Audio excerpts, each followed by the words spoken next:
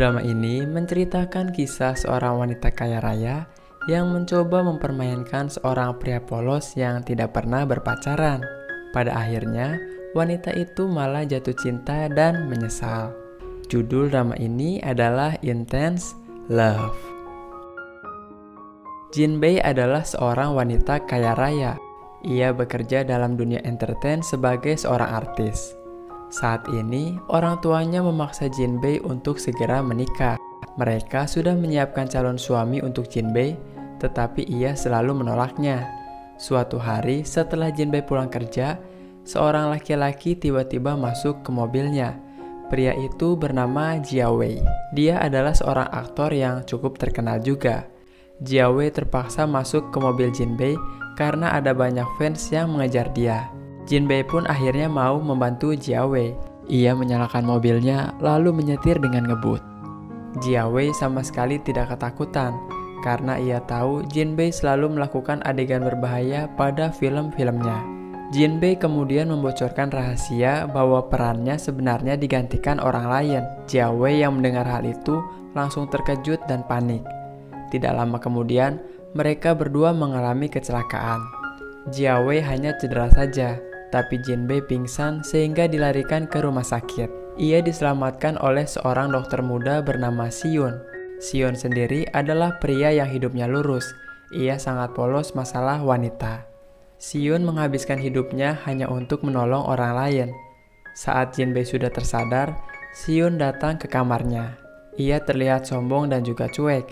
Jinbei yang merasa diabaikan tidak terima dengan sikap Xion. Ia berpikir, bagaimana bisa wanita kaya raya dan terkenal seperti dirinya diabaikan oleh seorang dokter yang ekonominya terbilang rendah. Jinbei pun berencana memberi Xion pelajaran. Jinbei semakin sakit hati ketika ibunya menelpon dan memberitahu bahwa dokter yang merawatnya adalah tunangan yang ia jodohkan dengan Jinbei. Xion sebenarnya tahu kalau Jinbei adalah tunangannya, tapi malah pura-pura tidak kenal. Jinbei yang makin kesal akhirnya mulai berpikir jahat. Ia mencoba memata-matai Xion. Ketika Xion akan melakukan pemeriksaan, Jinbei buru-buru lari ke kasur mengambil posisi yang tepat. Ia mencoba menggoda Xion, tetapi sayang usahanya gagal. Jinbei kemudian mengendap-endap mengikuti Xion sampai ke ruangannya. Kebetulan saat itu Xion sedang mengganti pakaiannya. Keduanya sama-sama terkejut. Setelah sadar, Xion langsung mengusir Jinbei dari ruangannya. Jinbei lalu mencurahkan isi hatinya pada sahabatnya. Ia berencana membuat Xion jatuh cinta, lalu meninggalkannya. Aksi untuk menarik perhatian Xion pun dimulai. Percobaan pertama, Jinbei mengubah penampilannya menjadi seorang gadis yang baik. Ia bersepeda sambil menebarkan senyum pada Xion, tapi Xion tidak menghiraukannya. Jinbei kemudian mencoba lagi dan memutar arah sepedanya. Xion tetap tidak peduli. Setelah gagal pada percobaan pertama, Jinbei mengubah penampilannya menjadi lebih cantik. Pada percobaan kedua, Jinbei berpura-pura peduli pada pasien di rumah sakit dengan membacakan sebuah cerita. Sesekali ia mengintip Xion untuk melihat reaksinya. Usaha Jinbei kali ini masih belum membuahkan hasil juga. Percobaan terakhir, Jinbei mengubah dirinya menjadi seorang gadis yang nakal. Ia mencoba merayu Xion dengan tubuhnya. Pada akhirnya, Xion tetap tidak peduli sehingga Jinbei menjadi sangat malu. Pada malam hari, seorang penggemar Jia Wei menyiram Jinbei dengan air. Xion muncul memperingatkan wanita itu lalu mengusirnya. Jinbei mengira Xion akan membelanya. Ternyata ia justru diusir juga. Tidak perlu waktu lama, Jinbei langsung mengemasi barang-barangnya dan pergi dari rumah sakit. Jinbei berjalan dengan cepat sampai-sampai sepatunya patah. Ia terpaksa membuangnya dan pergi tanpa alas kaki. Xion pun merasa bersalah setelah melihat Jinbei seperti itu. Sesampainya di rumah, Jinbei langsung menangis dengan sangat sedih. Ia mendengar seseorang mengetuk pintu. Saat ia membukanya, ternyata orang itu adalah Xion. Xion menyuruhnya memakai sendal lalu mengobati kakinya. Rasa sedih Jinbei seketika hilang. Ia malah berpikiran licik dengan melanjutkan misinya mempermainkan Xion. Untuk mencari perhatian Xion, Jinbei berusaha mencari-cari minuman padahal kakinya sedang terluka. Keesokan harinya, Jinbei melanjutkan hidupnya sebagai seorang artis. Kesehatannya semakin menurun sampai akhirnya pada malam hari ia menghubungi Siyun. Di telepon, suara Jinbei terdengar sangat lesu. Hal itu membuat Siyun khawatir sehingga buru-buru pergi ke rumah Jinbei. Siyun bahkan menyewa tukang kunci untuk membobol kunci pintu rumah Jinbei. Benar saja, Jinbei ternyata sudah terkapar di atas sofa. Siyun kemudian memindahkannya ke kasur, menyelimutinya dan memberikan obat. Jinbei yang tidak tahu diri malah merajuk meminta Siyun sekalian membuatkan makanan untuknya. Siyun tidak merespon apapun dan langsung pergi saja. Jinbei cukup kecewa lalu berusaha untuk membuat makanan sendiri. Sayangnya semua makanan di rumahnya sudah berjamur. Tidak disangka Siyun datang kembali sambil membawa makanan.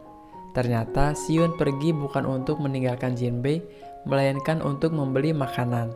Benar-benar tidak tahu malu, Jinbei malah meminta Siyun sekalian membersihkan rumahnya juga. Sikap Siyun yang polos membuat Jinbei tanpa sadar malah jatuh cinta kepadanya. Jinbei tersenyum melihat Siyun yang selalu mau melakukan permintaannya. Setelah semuanya beres, Siyun kembali menyelimuti Jinbei yang sudah tertidur. Siyun bergegas untuk pergi, tapi tiba-tiba Jinbei memegang tangannya.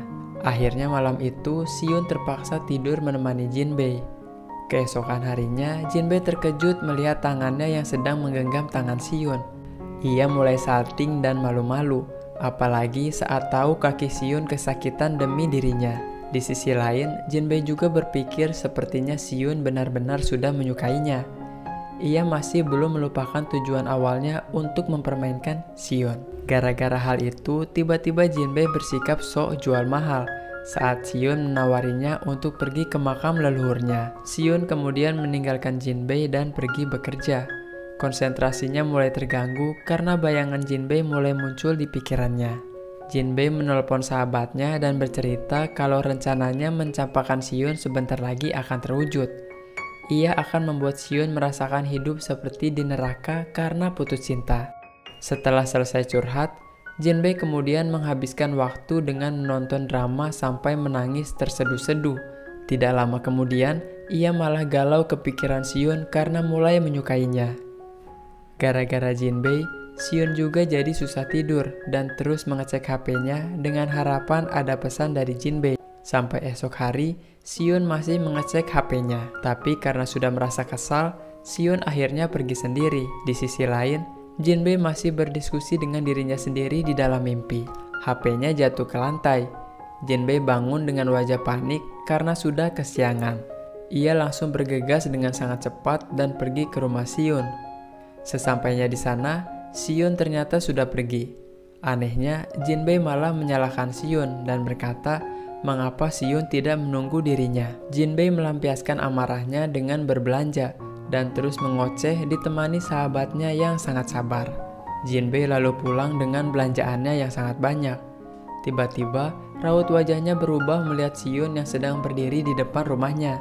Ternyata, Siyun tidak meninggalkan Jinbei, melainkan pergi ke rumah Jinbei untuk menjemputnya. Jinbei sudah salah paham. Ia sangat senang meskipun seharusnya Jinbei memang pantas ditinggalkan. Jinbei berlari menghampiri Siyun lalu berkata ia akan berkemas dengan sangat cepat. Mereka sudah siap untuk pergi. Siyun menyuruh Jinbei untuk memakai sabuk pengaman.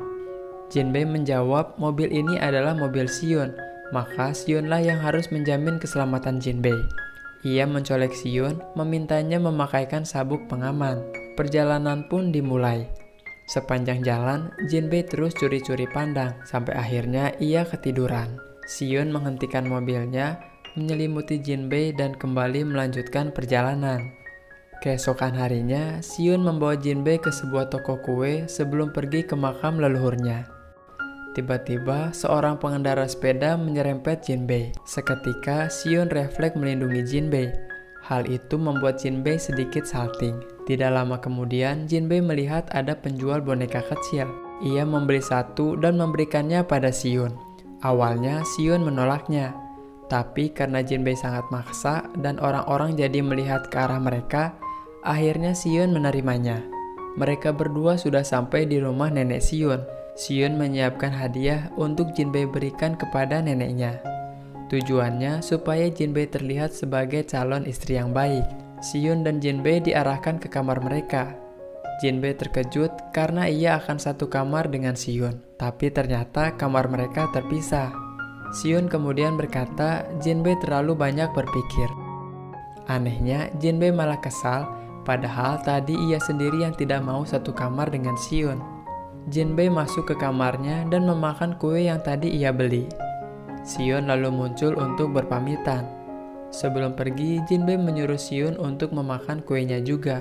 Di luar jendela, adik perempuan Siyun yang bernama Yingying melihat tingkah Jinbei dan merasa jijik. Setelah Siyun pergi, Jinbei dikerjai oleh adiknya yang menyuruh Jinbei untuk memasak. Hasilnya, Jinbei membuat hidangan yang mengecewakan. Jinbei merasa tidak enak, tapi untungnya Siyun kembali dan menegur adiknya yang nakal itu. Pada malam harinya, Siyun sendiri memutuskan untuk menyiapkan makanan. Saat ia sedang memasak, Jinbei diam-diam mengintipnya. Jinbei sangat tidak berbakat, sehingga Siyun dengan mudah mengetahui keberadaannya. Jinbei pun hanya tersenyum, menunjukkan giginya saat ketahuan. Karena sudah tanggung, Jinbei akhirnya malah menggoda Siyun.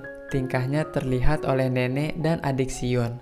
Nenek Siyun hanya senyum-senyum manja, sedangkan adiknya cemberut dengan muka kecut. Keesokan harinya, pada upacara pemakaman leluhur, Jinbei masih ketiduran seperti biasanya. Siyun lalu menelponnya. Seketika, Jinbei langsung rusuh sendiri. Tapi anehnya, ia masih saja menyempatkan diri untuk make up. Siyun yang tidak tahan akhirnya langsung membawa Jinbei pergi. Di luar, adik Siyun sudah bersiap untuk menumpahkan minuman ke pakaian Jinbei. Jinbei frustasi harus mencari-cari pakaian yang cocok, padahal ia sudah menyiapkan pakaian itu semalaman. Keterlambatan Siyun dan Jinbei membuat beberapa keluarga menjadi resah, sehingga menyinggung nenek Siyun. Tiba-tiba Siyun muncul sambil menggandeng Jinbei dengan romantis. Semua orang pun terkagum-kagum pada kecantikan Jinbei, kecuali satu orang, yaitu adik perempuan Siyun. Upacara pemakaman leluhur Zhou akhirnya dimulai. Jinbei membalas kelakuan Yingying sehingga ia dimarahi di tengah upacara. Di rumah, Yingying mencurahkan emosinya pada Jinbei. Ia menuduh Jinbei sebagai wanita licik yang hanya memanfaatkan kakaknya. Siyun kemudian datang membela Jinbei. Yingying terus berusaha menyudutkan Jinbei, tapi Siyun malah membentaknya. Jinbei merasa kasihan lalu berkata pada Siyun bahwa Yingying hanya cemburu. Siyun pun jadi merasa bersalah. Hari sudah malam. Jinbei berdiri di depan kamar Siyun sambil membawa seekor kucing. Maksud kedatangannya adalah untuk meminjam pengering rambut dengan modus kalau miliknya sudah rusak. Jinbei bicara sangat lebay dan manja. Siyun yang tidak peka malah berkata akan membelikan yang baru besok. Akhirnya, Jinbei langsung menerobos mengambil pengering rambut milik Siyun. Tidak tanggung-tanggung, Jinbei juga sekalian mengeringkan rambut di situ sambil melakukan gerakan-gerakan untuk menggoda Siyun. Jinbei kemudian berkata jujur kalau sebenarnya ia mau berpamitan karena ada syuting bersama Jia Wei. Jinbei khawatir Siyun akan salah paham. Siyun menanggapi dengan santai membuat Jinbei sangat senang. Malam itu, Siyun mengantarkan Jinbei pulang. Ia membawa barang-barang Jinbei lalu langsung pergi lagi.